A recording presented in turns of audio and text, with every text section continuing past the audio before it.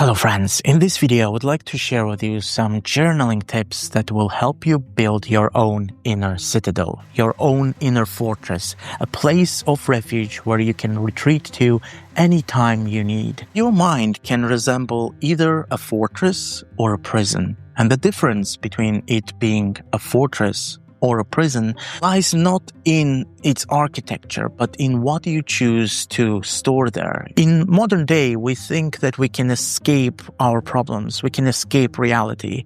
We think that if we book that vacation and go away from our anxieties, our disordered life, we'll somehow cure it. But of course, there is no geographical solution to psychological problem. The problem is that wherever we go, we carry ourselves with us. And in this video, we're going to explore some techniques that come from the great emperor Marcus Aurelius, who teaches us how we can build this inner citadel.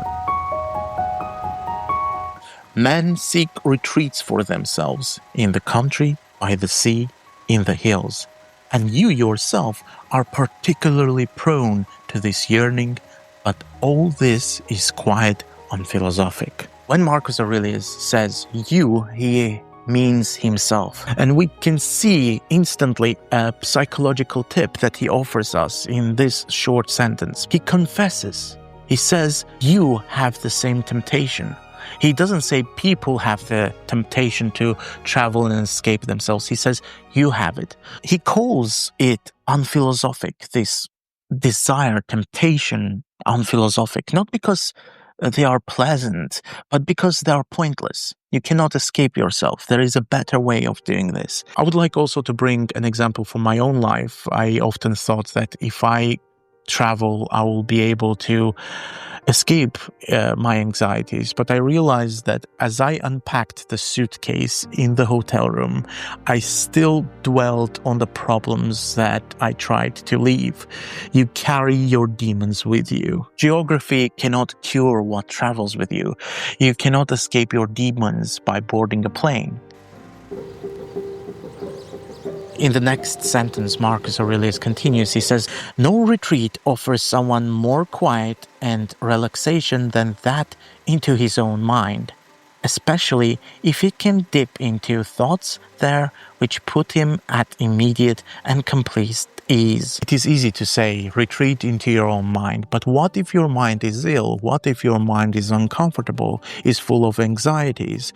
The mind becomes sanctuary only when properly furnished. It's not enough just to retreat inward. It is important that the inner chamber of your mind, of your soul, is properly furnished. As Seneca, another great Stoic philosopher, wrote, he said, you do not advise a patient who is ill to stay alone. You ask them to find a cure, to go to a doctor. To put it practically and define this is that when anxiety strikes, you need something more than breathing exercises. You need some fundamental principles that are already available and what Marcus calls and defines as doctrines, something that can wash away all your pain whenever you need it. And he explains the nature of these doctrines in the next sentence of the same passage. By ease, I simply mean a well-ordered life.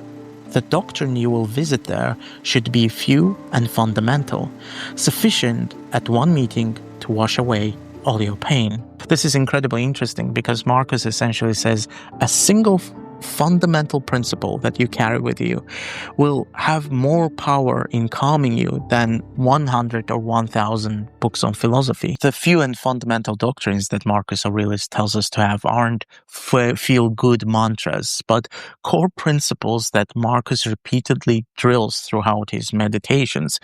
For example, the kinship of all men, the indifferent nature of external things, the key Stoic principle, the shortness of life that Seneca explored, or that there is a divinity within us, that there is a divine part of ourselves, that we are not merely beasts. Marcus repeatedly practiced this. He practiced what he preached because we can see in his meditations that every day he sat down and he examined his mind and saw and tried to find what to fix.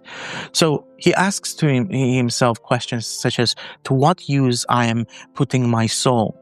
you can ask yourself, how do I waste time today? How did I waste time today? And this isn't a therapy that is preached today often. It is more philosophical engineering. It is building brick by brick the inner fortress that you one day will have if you put the hard work into.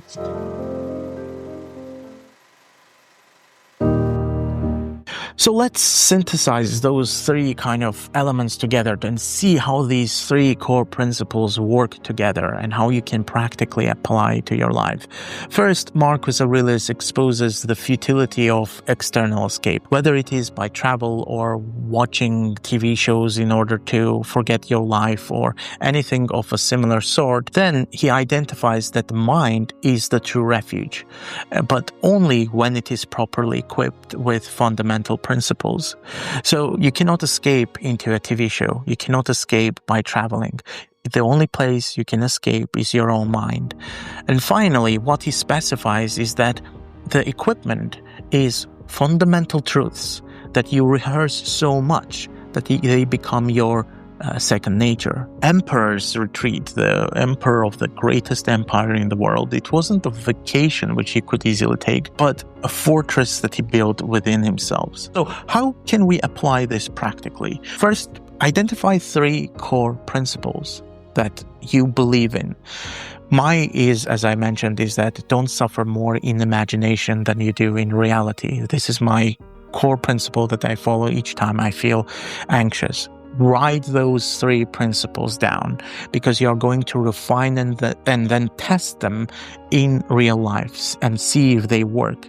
The second is that you need to examine yourself daily against those principles. They need to become your second nature, those principles. You will notice, as I did, that sometimes the principles that you selected for you are not working. And the reason for this is that, first of all, even some great truths might not match your current life situation. If you selected a principle that doesn't work for you, you've tested it for weeks in your journal and they do not work, it either means that the principle doesn't match your current life situation or that the principle is weak, and you will know by intuition which one is it. And finally, when stress peaks, instead of seeking external escape, literally say, I retreat into myself and examine your doctrines, remember your doctrines, recite them to you. It is easy to say, harder to do. It sounds simple, but you forget it. When you feel anxious and you just started practicing this,